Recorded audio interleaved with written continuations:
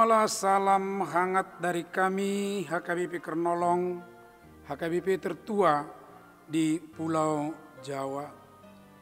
Bapak, Ibu, Saudara yang dikasihi oleh Tuhan Yesus Kristus, sebelum kita beristirahat malam ini, sejenak mari kita mendengar firman Tuhan. Sebelumnya kita berdoa. Ya Allah Bapa di sorga, Tuhan yang memelihara kami dalam semua aktivitas kami sepanjang hari ini, kami bersyukur atasnya. Dan sebelum kami beristirahat, Tuhan, kami rindu akan firman-Mu, sehingga kami boleh dengan tenang memasuki tempat peraduan kami. Karena itu berfirmanlah, dan biarlah Roh-Mu menguasai hati, pikiran kami, meneguhkan kami untuk melakukan kehendak-Mu. Dalam Kristus Yesus anak-Mu kami berdoa dan bersyukur. Amin. Firman Tuhan untuk kita pada malam hari ini sesuai dengan Almanak HKBP adalah dari Injil Markus pasal 12 di ayat 13 sampai ayat 17. Dan yang menjadi pembimbing renungan adalah dari ayat 17. Demikian firman Tuhan.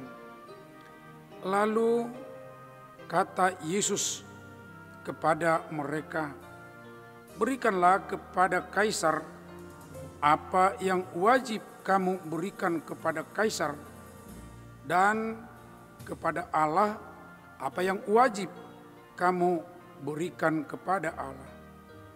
Mereka sangat heran mendengar dia. Apa yang wajib kepada Allah?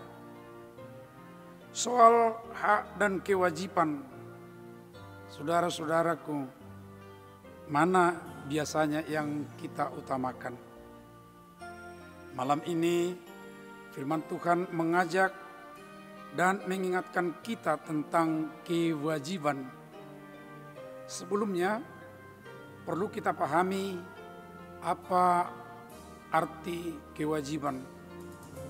Berasal dari kata wajib, artinya harus dilakukan, tidak boleh tidak dilaksanakan atau ditinggalkan.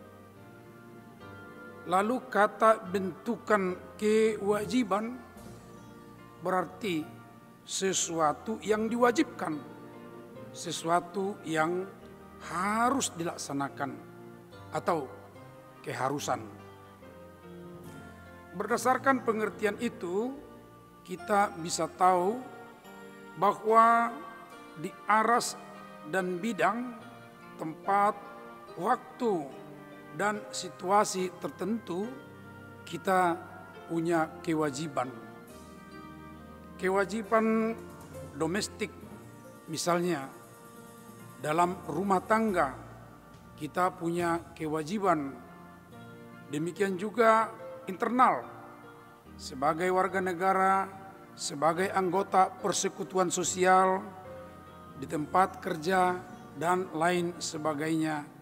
Di situ juga kita tentu punya kewajiban. Saudara, dalam rumah tangga tadi disebutkan ada kewajiban. Ya, ada kewajiban suami kepada istrinya.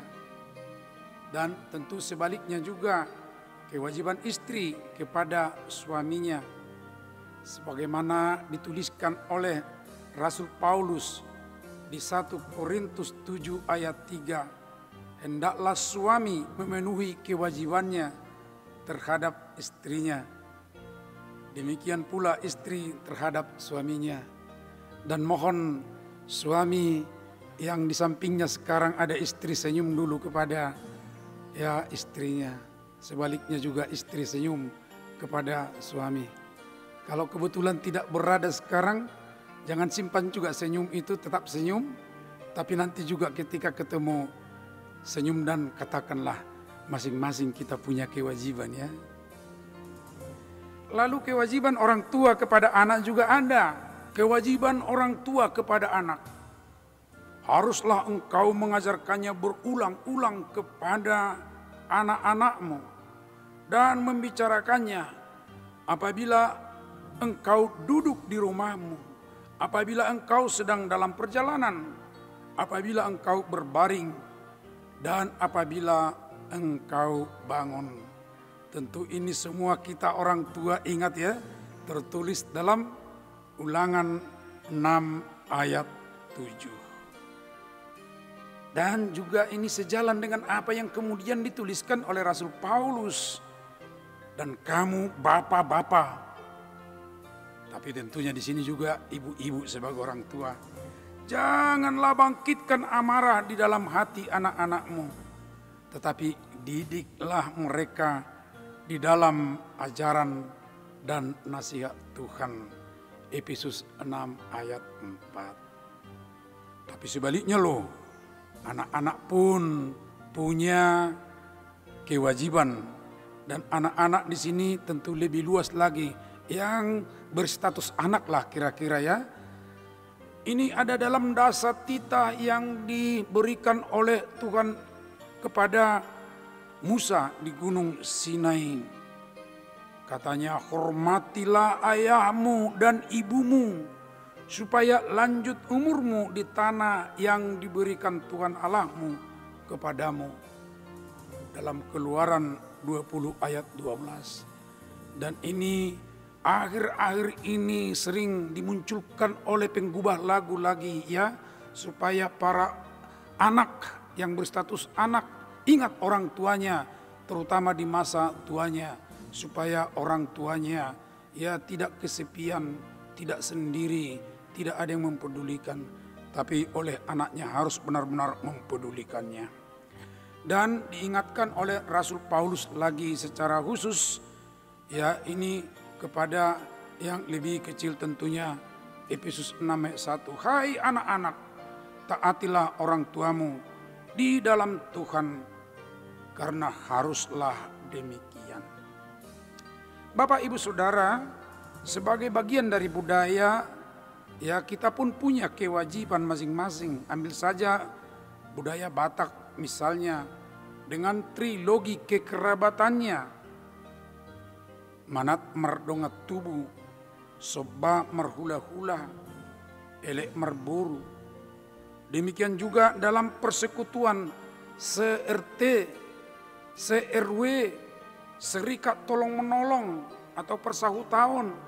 Ada kewajiban yang diatur dalam anggaran dasar dan anggaran rumah tangganya masing-masing. Sebagai warga negara, apakah ada kewajiban kita? Nah, ini sekarang yang Tuhan Yesus ajarkan. Benar, awalnya bahwa nas ini berupa pertanyaan jerat dari kaum Farisi dan pengikut Herodes yang disebut dengan Herodian. Tujuan mereka pasti jelas. Jika Yesus mengatakan tidak, berarti dia tidak tunduk kepada pemerintah formal saat itu. Sedang jika dijawab dengan ya, berarti dia adalah seorang yang taat kepada pemerintah. Atau lebih pasti mereka mengharapkan jawaban Yesus tentang boleh atau tidaknya membayar pajak di mata Allah.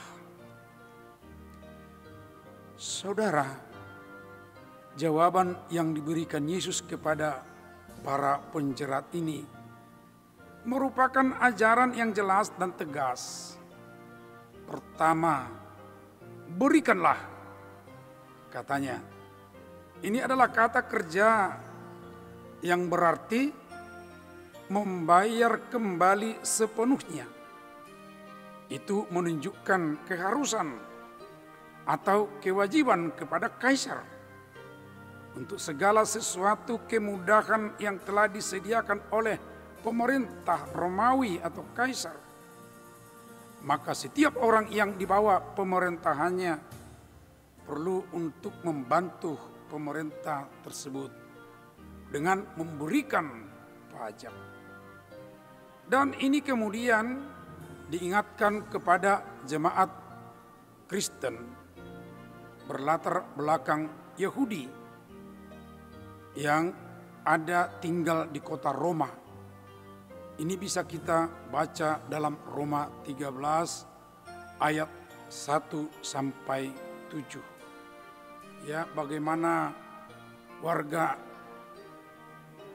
kerajaan Allah yang sekaligus juga adalah kewargaan dalam satu negara supaya hormat kepada pemerintah, ya, taat kepada hukumnya, kemudian membayar pajak. Dan berdasarkan itu kemudian oleh tokoh-tokoh gereja, ya, ada rumusan dengan panca tekad yang diajarkan kepada kita, ya, panca tekad orang Kristen terhadap negara dan pemerintah. Yang pertama, hormat kepada pemerintah. Yang kedua, taat kepada hukum negara atau hukum yang dibuat oleh pemerintah. Lalu yang ketiga, wajib bayar pajak. Yang keempat, wajib mendoakan pemerintah. Dan yang kelima, wajib menyuarakan suara kenabian kepada pemerintah. Berkaitan dengan pertanyaan jerak tadi, Yesus juga berkata tentang kewajiban kepada Tuhan. Jadi bukan hanya kewajiban kepada pemerintah atau kaisar. Tentu dengan pertimbangan yang sama. Warga negara pun juga harus memenuhi kewajiban mereka kepada Allah.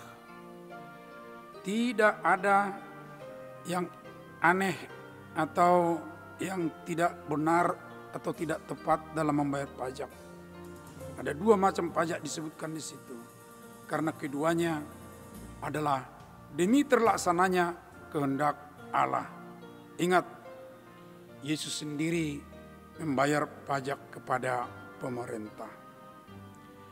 Di atas jawaban ini tentu kita telah lihat bahwa dengan jawaban tersebut pertanyaan jerat yang disampaikan oleh orang-orang pada saat itu kepada Yesus. Yesus sebut sebagai orang munafik memang. Ya, mereka bertanya dengan pura-pura tahu, ya, tetapi ternyata mereka adalah menjebak. Dan atas jawaban itu mereka sekarang menjadi takjub melihat Yesus. Karena mereka juga tidak bisa menjerat. Dikatakan sangat heran. Ya, satu ungkapan yang mengatakan jauh di luar pikiran mereka. Ya, sebab kata yang dipakai dalam bahasa aslinya exentaumason. Ya, ya sangat herannya. Artinya mereka tidak duga seperti itu. Tetapi sekaligus mereka kagum. Tetapi Bapak Ibu Saudara, jangan-jangan hanya heran saja. Tetapi tidak mau melakukan kedua tanggung jawab itu dengan simultan. Artinya pemahamannya mereka sudah tahu, tetapi mereka tidak mau melakukan, yaitu membayar yang wajib kepada pemerintah dan pada waktu yang bersamaan juga wajib memberi kepada Allah. Dan itu juga yang menjadi makna renungan ini untuk kita malam ini. Apakah sudah benar di antara kita memberikan kewajiban kita kepada pemerintah, yaitu pajak yang seharusnya kita harus berikan, sekaligus juga apakah kita sudah memberikan kewajiban kita kepada Tuhan yang memelihara hidup kita. Ingat, dalam aturan peraturan HKBP, warga HKBP dikatakan punya kewajiban.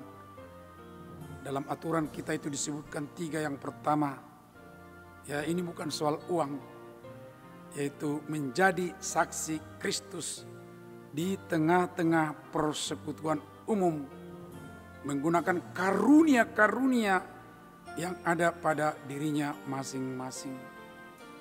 Lalu kewajiban yang kedua, berpartisipasi aktif dalam pelayanan jemaat. Dan ini mungkin ya, partisipasi aktif ini bukan hanya tenaga kita, ya bukan hanya pikiran kita, tapi memang itu sangat perlu. Dan disitulah mungkin dana yang tadi kalaupun kita berbicara soal ya uang. Yang ketiga, kewajiban kita sebagai warga HKBP adalah mempergunakan dan mempersembahkan tenaga, pikiran, dan hartanya kepada pekerjaan pelayanan jemaat dengan sukacita. Bapak, Ibu, Saudara, Sobat Renungan Malam Shalom, masih banyak sebenarnya kewajiban-kewajiban kita, baik kepada negara dan pemerintah dan masyarakat lebih luas. Tetapi sekarang kita kembali kewajiban kepada keluarga dan kerabat serta warga masyarakat. Dan jangan lupa, Tuhan Yesus adalah teladan membayar kewajiban, membayar pajak. Di Kapernaum dia membayar ya 2 dirham dan bersamaan membayar pajak dari Simon Petrus 2 dirham yang secara khusus diambil dari mulut ikan yang dipancing. Ini bisa kita baca dalam Matius 17. Saudaraku, sebagaimana Yesus katakan, sebagaimana Yesus lakukan, marilah kita menunaikan semua kewajiban kita. Tuhan menguatkan dan memberkati kita melakukannya. Amin. Mari kita berdoa. Terima kasih ya Tuhan kami. Pada malam hari ini Engkau ingatkan kami akan kewajiban kami, baik sebagai warga negara, warga masyarakat. Demikian juga sebagai anggota keluarga, sebagai bagian dari paguyuban adat sosial, juga tempat kerja, dan terutama lagi di hadapan-Mu Tuhan. Kuatkan kami untuk menunaikan, membayar semua kewajiban kami. Tuhan, sebelum kami beristirahat malam, kami ingat saudara-saudara kami yang masih dirawat di rumah ataupun di rumah sakit karena fisik mereka lemah, sakit. Tuhan, tolonglah mereka, lawat mereka Tuhan. Berilah mereka kesembuhan melalui makanan, minuman, obat, dan dampingan medis. Melalui itu mereka memperoleh kesembuhan. Saat kami beristirahat Tuhan, jangan tinggalkan kami. Lindungi, peliharalah kami. Beri kami kekuatan yang baru untuk boleh di esok hari bekerja dalam kesegaran tenaga baru. Terima kasih Bapa. Di dalam anak-Mu Yesus Kristus kami berdoa. Anugerah Tuhan Yesus Kristus, kasih setia Allah Bapa, serta persekutuan dengan Roh Kudus menyertai kita sekarang sampai selamanya. Amin.